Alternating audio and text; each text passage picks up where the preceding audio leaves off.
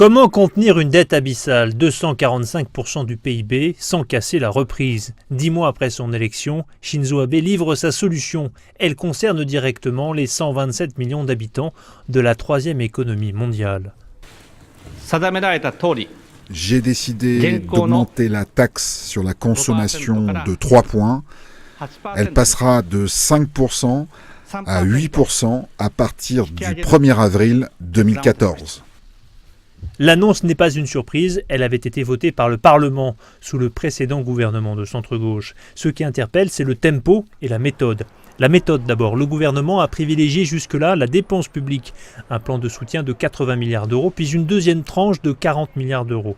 La Banque du Japon est mise à contribution, priée de lutter contre la déflation, la baisse des prix qui ronge le pays depuis 15 ans.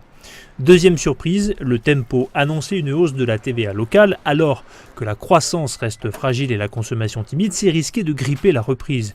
Shinzo Abe a un antidote, il veut baisser la taxe sur les sociétés. Un coup de barre à gauche, un coup de barre à droite au risque de susciter l'incompréhension. Mais Shinzo Abe a un autre impératif, une épée de Damoclès au-dessus de sa tête, le système de protection sociale plombé par le vieillissement de la population.